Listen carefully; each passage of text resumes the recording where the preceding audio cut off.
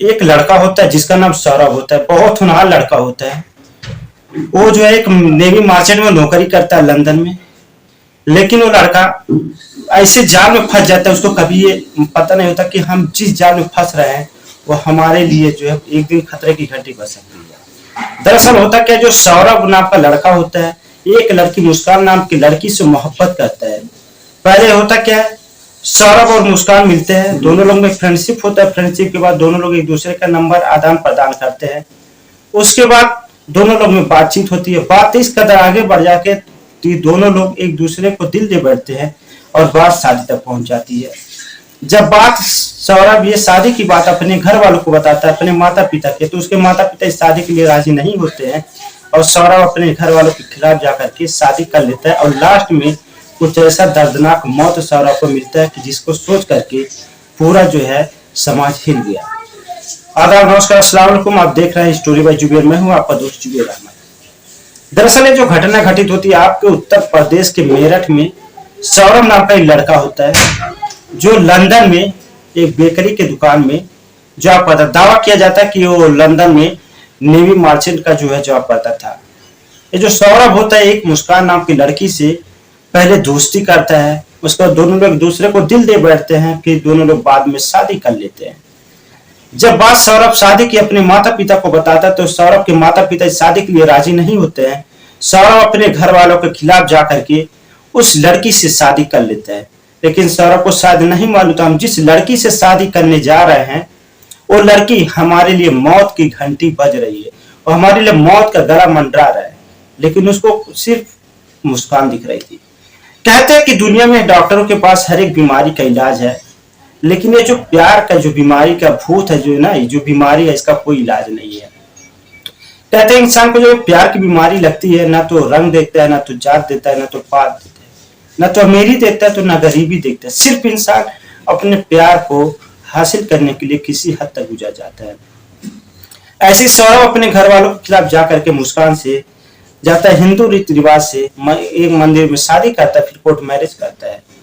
सौरभ और मुस्कान के द्वारा एक जो मासूम बेटी पैदा होती है जो 6 साल की होती है और सौरभ लंदन में जॉब करता था। जब सौरभ लंदन में जॉब करता था तो वो कुछ समय पर छुट्टी लेकर के आता था, जिसकी वजह से मुस्कान अपने जो लाइफ में दूसरे जो लड़के को लाने की कोशिश करने लगी। एक लड़का तो उस लड़के से फ्रेंडशिप करती है, फ्रेंडशिप के बाद उस लड़के से नंबर आदान प्रदान करती है और दोनों लोग बातचीत करने लगते हैं। अब जो लड़की होती है मुस्कान अपने पति सौरभ को रास्ते से हटाने की प्लान कर लेती है। जब उसका पति सौरभ आता है छुट्टी लेकर के घर पर, तो मुस्कान अपनी प्रेमिका को घर पे बुलाती है और बुला करके उसको जो कॉफी में नशीला पदार्थ खिला करके दे देती है। नशीला पदार्थ जब वो डाल देती है वो पी करके वो सो जाता है। दावा किया जाता है कि नशीला पदार्थ जो है उसको कॉफी में दिया जाता है, लेकिन सच्चाई क्या है ये जो है पुलिस प्रशासन जांच कर रही है। उसके बाद मुस्कान अपने पति को जब बेहोशी की हालत में देखती है तो अपने प्रेमिका को बुलाती है, उसके शरीर पर लगभग 15 से 20 बार चाकू से वार करती है और उसके पूरे शरीर को 15 टुकड़ों में काट देती है। 15 टुकड़ों में काटने के बाद एक ड्रम लाती है, ड्रम में अपने पति को डाल देती है, उसके बाद ऊपर से सीमेंट डाल करके उसी में उसको पैक कर देती है ताकि जो है बदबू ना आए। एक दिन होता क्या है, उस लड़के की माता आती है। वो अपने जो है सास से कहती है कि हमने अपने आपके बेटे को मार दिया है।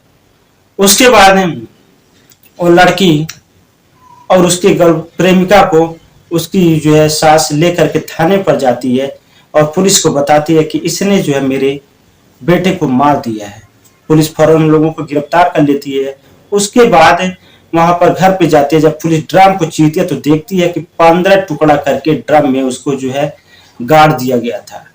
कितनी दर्दनाक भयानक दर्द है दोस्तों, आप सोच सकते हैं। क्या भला कोई आज के जमाने में ऐसी भी औरतें हैं जो अपने इस सुहाग को खुद छीन रही हैं, अपने इस सुहाग को खुद जो है उजाड़ रही हैं।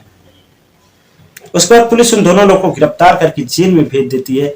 उधर जो लड़की की माता होती है, लड़की की माता का कहना है, लड़की के पिता का भी कहना है कि इसने मेरे हीरे जैसे दामाद को मारा है, ये हत्यारे ने मेरी बेटी, मेरे हत्यारे बेटी को फांसी की सजा होना चाहिए, इसको फांसी की सजा, क्योंकि मौत का बदला मौत।